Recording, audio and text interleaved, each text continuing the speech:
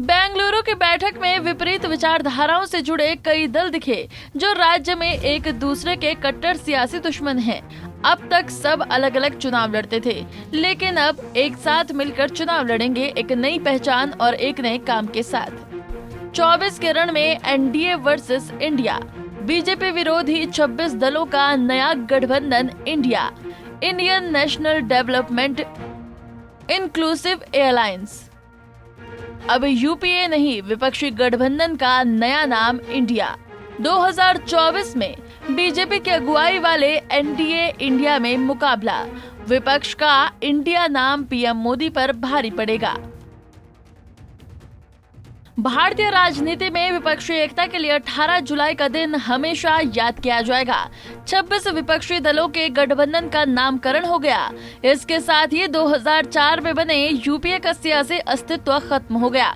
अब यूपीए अतीत की बात हो गई और भारतीय राजनीति में एक नए गठबंधन ने आकार ले लिया। तो क्या चुनावी इतिहास में जैसा कमाल 1977 और 1989 में एकजुट विपक्ष ने किया था, वैसा नया गठबंधन कर पाएगा? मंच तो एक है, लेकिन दल अनेक है। इसमें अरविंद केजरीवाल, हेमंत सोरेन, ममता बनर्जी, सिद्धारमैया जैसे नेता शामिल हैं। यहाँ विपरीत विचारधाराओं से जुड़े कई दल दिखे जो राज्य में एक दूसरे के कट्टर सियासी दुश्मन हैं। अब तक सब अलग अलग चुनाव लड़ते थे, लेकिन अब एक साथ मिलकर चुनाव लड़ेंगे, एक नई पहचान और नए नाम के साथ। 26 दलों के गठबंधन का नामकरण हो गया। नाम है Indian National Development inclusive alliance. Short form में समझे तो 26 दलों के गठजोड़ का नाम है इंडिया। कांग्रेस अध्यक्ष मल्लिकार्जुन खड़गे ने दूसरे विपक्षी दलों की मौजूदगी में कहा कि कुछ मतभेद हैं, लेकिन हमने उन्हें किनारे रखा है और हम मुंबई में एक समन्वय पैनल और दिल्ली में एक सचिवालय स्थापित करने की योजना पर आगे बढ़ रहे हैं। खड़गे ने कहा कि हम 11 लोगों की समिति बनाएंगे, जिसका संयोजक अगली मुंबई की बैठक में तय होगा। इस गठबंधन का नया सचिवालय अब दिल्ली में बनाया जाएगा। After seeing everything, now Modi ji is calling NDA meeting with 30 parties. I don't know where 30 parties are there, whether they are registered parties in Election Commission or whether I have not heard, because I am also in the Parliament, in the Rajya Sabha, here also, I have not heard so many parties in India, and that too 30 parties with NDA. They are also holding meeting. And earlier they never cared even their own alliance. They never used to talk to them. Many people left, but now one by one he is calling and they are meeting, and their party president is also going each state, and in one party several divisions were there. बहुत से टुकड़े टुकड़े हो गए थे। वो पूरे टुकड़ों को जोड़ने का काम मोदी जी अब कर रहे हैं। He is doing it now. So it means that he is now afraid of opposition parties. Otherwise there was no necessity for him. He never bothered. This is one thing. And secondly, our people gathered here, they're not to become something.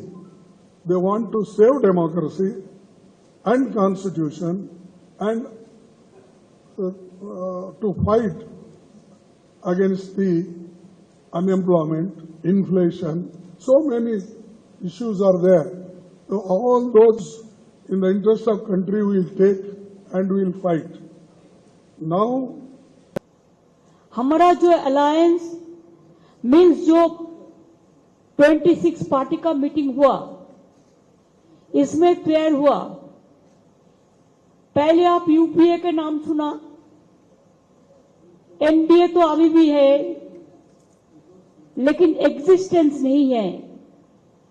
इसी के लिए आने वाला दिन देश में जो जिंदगी खतरा में है, चाहे दलित हो, चाहे माइनॉरिटी हो, चाहे हिंदू हो, चाहे मुस्लिम हो, चाहे सिख हो, चाहे ईसाई हो, चाहे मणिपुर हो, चाहे अरुणाचल हो, चाहे उत्तर प्रदेश हो, चाहे दिल्ली हो, चाहे बंगाल हो, चाहे बिहार हो, चाहे महाराष्ट्र हो, सरकार बेचना, सरकार खरीद करना एक ही काम है गवर्नमेंट का।